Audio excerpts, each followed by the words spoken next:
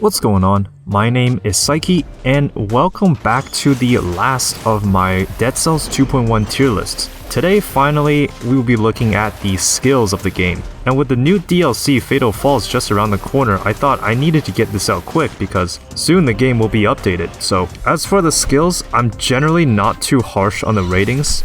If they do their job well, if they provide interesting synergies, then generally they'll score pretty high. In addition, I also don't have the borders where a weapon is categorized as needing synergy or not to be viable because, well, skills, they are the synergy that complements your build. So basically, if a skill is good, then it's gonna score high. And for that reason, every single skill in the game will have a white border on this tier list, which means absolutely nothing. So let's start off with the deployable traps. So first off is the double crossbow-matic. So this is somewhat of an ordinary weapon in my opinion. It's not too distinguishable from the heavy crossbow. So not too much to say about it. I mean, if I saw it and I had nothing better to pick, then I might as well just pick it up. But other than that, I don't really see a lot of ways how this is distinguishable from a lot of the other turrets, and it just doesn't do a lot. So I would say C tier. Next up, Sinew Slicer. So this is one of the first items that's available to the player right when they begin the game. So the Sinew Slicer, it inflicts bleeding. That's really all it does. But honestly, that's really what you need from a skill such as this. Plus, in the latest update, they changed it so this item now scales with brutality as well, which is really good. So at the end of the day, where the Sinew Slicer kind of suffers is that it doesn't target flying enemies like one of the other turrets. So for that reason, I'm gonna say Sinew Slicer, pretty solid, so B tier. Next up, as I was talking before, the heavy turret. So again, just like with the double cross-o-matic, I don't think this does a lot of things, essentially. Yes, you can stun enemies with it, but it has a very slow firing speed, which kind of suffers in a lot of crowded areas. Again, if I just saw this in the prisoner's quarters, then yeah, I would just probably go and pick it up because it's probably gonna do well. But other than that, pretty ordinary item. I will put it the same tier as the double cross-o-matic, which is C tier. Next up, the Barnacle. So the Barnacle is also basically the same kind of principle as the heavy turret and the double cross-o-matic. However, the main selling point of the Barnacle is that it cannot be destroyed by enemies. So you can just place this in pretty much everywhere and there's nothing enemies can do about it. Furthermore, this also does not alert enemies to your location if you're playing on 4 BC and above, so that's always good. But overall, I would say Barnacle, just like the other two turrets on this list, pretty much serves as placeholders. So I would also say Barnacle is a C tier item. Next up is the Flamethrower turret. Now this is a lot better than the other turrets on this list so far because if you just drop this into a pit of monsters, and then it can single-handedly clear them out for you. And in boss fights, especially against the giant, you just throw this down and it does a lot of the work for you. It's a weapon that I would say is definitely one of the best turrets out there. Especially if you get the spreads inflammable oil affix on it, then it basically just self-synergizes with itself and essentially turns it into an absolute powerhouse of an item. So of course, Flamethrower turret, just like how a lot of other people will rate it, I would say this is definitely S tier. Next up, the Cleaver. So this is essentially a grounded version of the Sinew Slicer. However, what really differentiates this from the Sinew Slicer is that enemies will have a much harder time destroying this item. So it's more constant DPS and inflicts more of a status effect. Plus, in the giant boss fight, this can actually work against the fists, even though it doesn't look like the little saw blades are reaching the fists. So again, just like the Flamethrower turret, good in biomes, good in boss fights, solid S tier.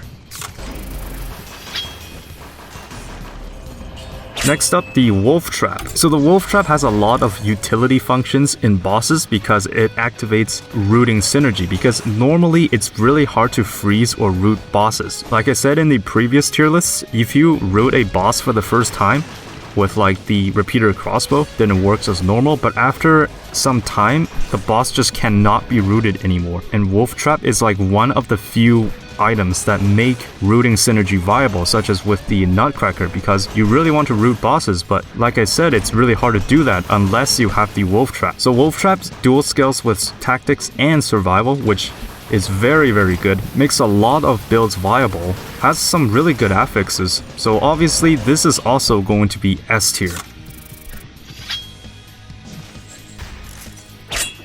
Next up, the Crusher. So this is one of the very few items in the game that can actually stun lock bosses. So the Crusher slows down anything in its range, and it will activate up to 3 times. But while it's activating, essentially every single monster cannot attack back.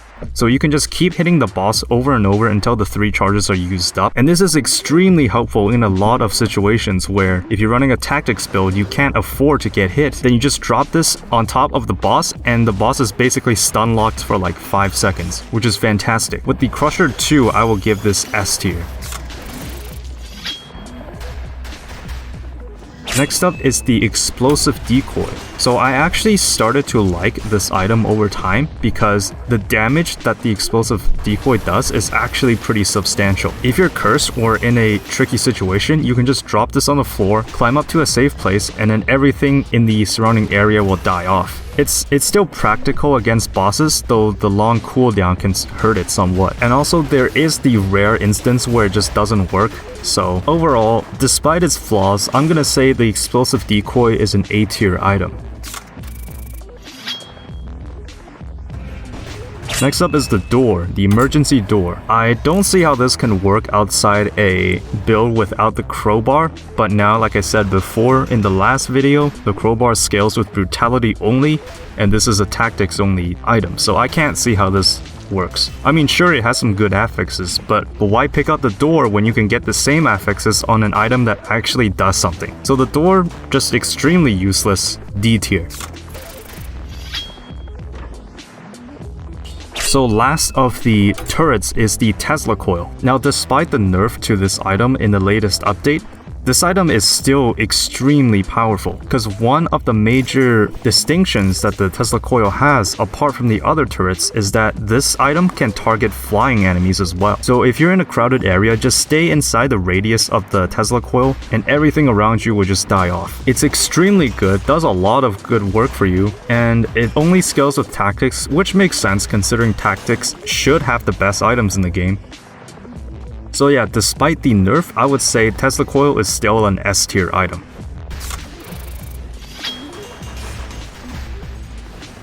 Next up are the grenades. So first up is the powerful grenade. So what I like to do with the grenades is that, so imagine that there's a pit of monsters below you and you're standing on a platform. If you throw this grenade down and into the platform, how much work can this grenade do for you? So with the powerful grenade, it's very good because you throw it down and then everything in it just dies. It's a solid item that doesn't have a lot of synergy opportunities, but honestly, it doesn't need to. If you're in a pinch, just throw it down, everything dies. It's very simplistic and really it's all it's good for, which, you know, does qualify for S tier in my book. Next up is the infantry grenade. So one of the reasons why this is a strictly worse item than the powerful grenade in my opinion is that the damage that it does is just not very substantial. I mean, sure, you can use it faster, and usually what some people do is that they dual bind the button for the infantry grenade to be one of the primary buttons. So every time they swing their weapon, they would just fire the grenade because the cooldown is very short. Overall, just not very impactful in my opinion. If you're going to throw a grenade, you need it to do something substantial, and I think the infantry grenade just isn't quite there. Infantry grenade, I'm gonna say C tier. Next is the cluster grenade. So this is a item that I've actually come to respect more the more I played with it, because the cluster grenade can be more helpful than the powerful grenade in some specific circumstances. However, because that it's kind of awkward to use in bosses, you can't really use it to its full potential. But if you're in like a crowded area such as toxic sewers or the graveyard, then I would say the cluster grenade can work better in some cases. So while it's not the best item in the world, I would say cluster grenade A tier.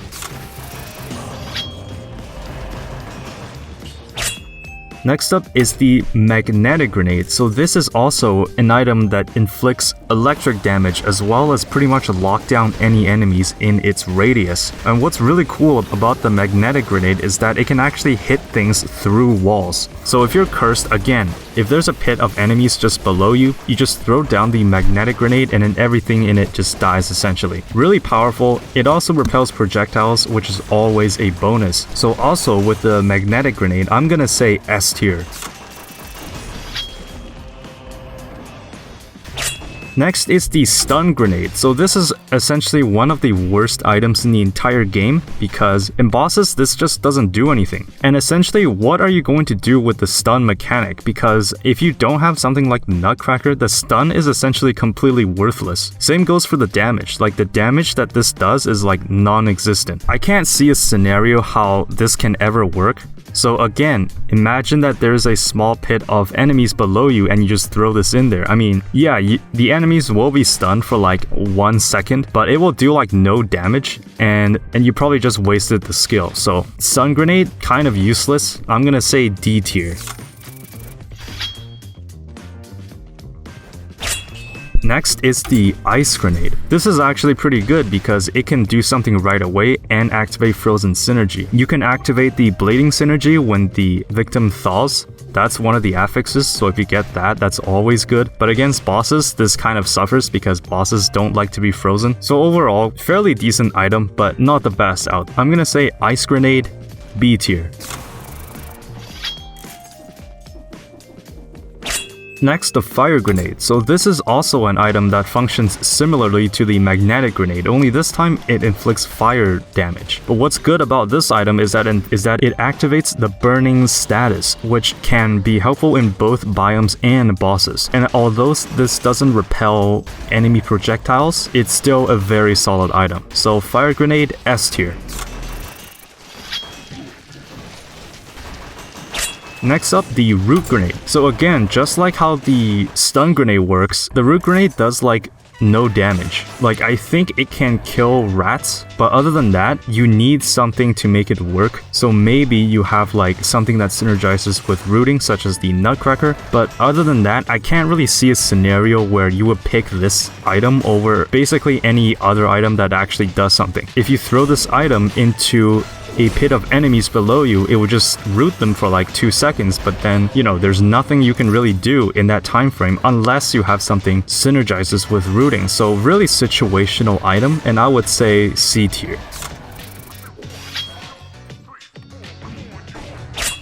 Next up, the oil grenade. So this item kind of got nerfed in the latest update. The radius in which the oil inflicts is smaller, but the grenade itself does a bit more damage. So I didn't really have a problem with the oil grenade before because this item is essentially built for burning synergy. So if you can get a flame turret or like a firebrand, then the oil grenade can do a lot of work for you. It is somewhat of a situational item, so the oil grenade is a B tier item. And finally, the last of the grenades, the swarm. So this item got changed in the 2.1 update where the cooldown is now like 8 or 10 seconds, but now it spawns more biters. The thing about biters is that they just aren't very consequential. I mean, like you can get them through weapons where the killed enemies drop the biters, but the biters kind of interrupt your rhythm and it's kind of unpredictable what they will do, and it's not like they do a lot of things for you anyways. So Swarm, I just can't see how it's going to work. Unfortunately, Swarm is a D tier item.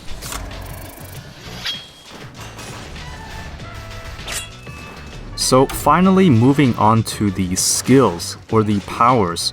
First off is the Death Orb. This is actually one of the better survival skills in the game. The problem with the Death Orb is that it's kind of inconsequential because yes, it does constant damage, but you kind of have to like spread it out over time and that it's always moving very, very slowly. So this can be a problem if you're fighting a very mobile enemy, but overall it can be helpful at times. The problem with this item is that you kind of have to be on the platform where the enemies are, whereas with the grenades, you can just drop them and enemies cannot track you. So Death Orb, B tier. Next up, the tornado. The tornado, it's pretty bad in my opinion. So the problem with the tornado is that, again, you have to be on the platform where the enemies are. And sure, it kind of knocks back the projectiles and it kind of screws up the enemy. I think what the tornado suffers from is that it interrupts the player's rhythm. Like, it basically carries the enemy back and forth on the platform, which can actually aggro you because the tornado actually like moves side to side and it can bring the enemy to the player's position. So overall, I think that the tornado is just something that I actually openly avoid because it's just kind of bad because it doesn't do what I tell it to and it's just kind of on the side doing its own thing. So tornado, I'm gonna say D tier. So next up is the knife dance. What's good about the knife dance is that the power comes out really quick. So faster than the sinew slicer with a cleaver. The throwing knife does burst damage. That's really all it does. It's not good. It's not the most broken thing, but it gets the job done. So I would say B tier. Next up is corrupted power. So this is somewhat of an extremely situational item in the sense that the affixes that it gets is actually important because most of the time the affixes on the corrupted power is doing something when the effect ends, and that's not exactly helpful considering you only do more damage when the effect is active. So I don't really see a point where releasing a toxic cloud when the attack bonus end is helpful in any way possible. So I would say you need like emitting a toxic cloud when this skill is activated affix to actually make it work because you want it to do something right away. And in a lot of builds, again, this item is extremely situational because it does nothing by itself. So there's really no reason to take corrupted power unless your build really needs that damage boost. So overall, extremely situational item, I would say C tier.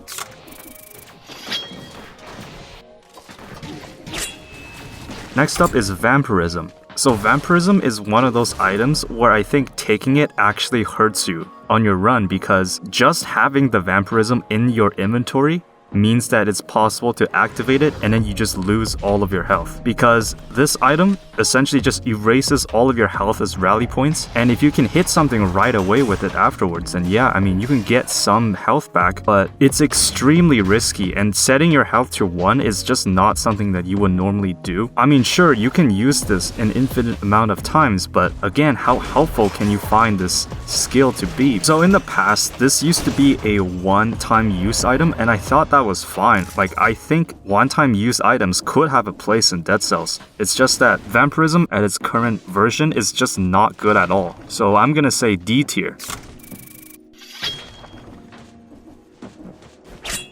Next up, the tonic. So the tonic, even though it doesn't say on the tooltip, the tonic gives you a speed boost, and this is helpful in a variety of reasons. First of all, like I said in the melee tier list, this item single-handedly makes the Spite Sword and the Swift Sword viable builds because you can get the speed boost in bosses with the Swift Sword, and with the Spite Sword you can activate the tonic, take some chip damage with a shield, and then use the Spite Sword critical condition, which is if you've recently taken damage yourself. So because of the versatility and the fact that it makes two seemingly bad items viable, I'm gonna say the tonic is an A tier item. Next up is Wings of the Crow. So this item got buffed drastically in the past year. Now it inflicts electrical damage, and I think the period that in which it's activated is a bit longer. The only problem with Wings of the Crow is that sometimes it's a bit weird to control, so you actually have to practice with it a bit before you find how it works in biomes. But if you activate this skill and just hover above an enemy, then you can essentially get free kills. And because the period in which you are flying takes a really long time before the skill is finished, you can just get in a lot of damage because you can still hit things with your weapons even if you're in the air. This is especially helpful if you already have a ranged weapon such as the throwing knife. So Wings of the Crow takes a bit of skill to use, but if you get the hang of it, you can get free kills with it. So I'm gonna say Wings of the Crow A tier item. Next up is Wave of Denial. Usually all tactics items are really good, and this is one of them. So the Wave of Denial basically knocks away nearby projectiles and does a lot of damage if you knock enemies into walls. The selling point about the Wave of Denial is that it has a very short cooldown, so if you can get some mutations to work with it, you can essentially activate this whenever you want. And overall, it's just a really solid item in general. So Wave of Denial, I'm gonna say S tier. Next up is Lacerating Aura. Now this is a great skill to pair up with any kind of damage overtime builds, and the best part about the Lacerating Aura is that pretty much every single affix that you can have on it will be helpful, because this is one of those skills where even if something happens when the skill ends, so such as emitting a toxic cloud, then the skill is still good, because what you're doing with this skill is that you're inflicting damage overtime, which with the added bonuses of any effects happening after the skill ends will always be helpful. This item performs really well in biomes and bosses. So for that reason, I'm gonna say Lacerating Aura is also S tier. The next item is Toxic Cloud. So the main selling point about the Toxic Cloud is that it's easily synergizable. You have both bleeding and poison synergy. And if you're lucky, you can get something like spreading inflammable oil, which is also another status effect. I think the Toxic Cloud takes a long time to set up because you need to wait a bit before the effect of the statuses kick in. But once it does, it basically kills a lot of things and allows a lot of synergies to be possible. So Toxic Cloud, I'm gonna say A tier. Next up, the Phaser. So the Phaser can be synergized with a lot of mobile weapons, such as the Assassin's Dagger or the Blowgun. However, if you can get a really helpful affix on the Phaser, then it can actually do a lot of work for you. And again, one of the main selling points about the Phaser is the short cooldown. So especially with the Assassin's Dagger, if you just wait like 2 to 3 seconds, you can just use the Phaser over and over again and keep getting those critical hits in, which is pretty good. However, it's kind of a situational item in the sense that you actually need a build to go along with it. So for that reason, I'm gonna say Phaser is B tier. Next, the Grappling Hook. So basically the same thing as the Phaser. Basically the Grappling Hook combos with some other different items such as Warpan or the Infantry Bow. Again, just like the Phaser, this is kind of a situational item to use, but I wouldn't say this is better or worse than the Phaser. So I would say they're pretty much on the same level. So I would also put the Grappling Hook on the B tier. Next up is the Owl of War. S tier? Yep, S tier. Next up is Lightspeed. So this item is extremely situational because I can't really see a build where this can really work. You're probably wanting to take advantage of the fact that you can teleport with this weapon. Maybe in like a very mobile build, maybe you can pair this with the Assassin's Dagger along with the Phaser, so you have more opportunities to dash through enemies. But why would you use this when the Phaser is also a thing, and it's probably more viable in those builds? So essentially, the Lightspeed is kind of like a cheaper version of the Phaser. It's really hard to find a use for it in a lot of the builds, so I'm gonna say this is a C tier item because it just has a very fringe usage. Next up, the Giant's Whistle. So the Giant's Whistle is an amazing item. The only issue I have with it is that sometimes it targets the wrong enemy, which isn't that much of an issue considering that usually if you pick the right biomes, then whichever enemy this whistle hits doesn't really matter. If you go to a place that has a lot of rats going around, then this whistle might actually just hit one of the rats and completely ignore like one of the enemies you're actually trying to hit. But overall, this item does a crap ton of damage, especially in bosses, and it essentially one-shots any normal enemy in the game. So if it's not for those interruptions with the smaller enemies, I would say I would have given the Giant Whistle an S tier, but Giant Whistle in terms of survival skills is definitely one of the better ones. So in the end, I will give Giant Whistle A tier. Next up is Telluric Shock. So this item is just generally a good item to use. Recently, I believe this got scaled to survival as well as brutality. So now survival has another good skill to add to the pool of skills, which is awesome. So Telerik Shock, overall pretty solid item. I would give it A tier. Next is the syringe that you get from beating 5 boss cells. This item is extremely overpowered and essentially makes the whole game a joke. You're mainly just using it for the meme potential, and most people wouldn't unironically use this weapon in a normal run. So I would just put this in the unranked tier.